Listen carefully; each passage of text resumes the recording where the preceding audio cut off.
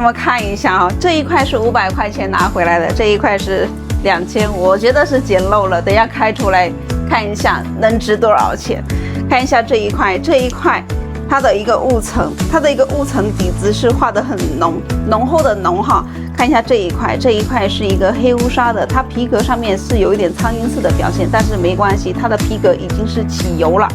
可以看一下，我现在这会儿就拿去开窗实战给你们去看，你们觉得我能开出个什么东西来？是高冰玻璃，还是个雾机？可以在评论区给我留言，现在就开干。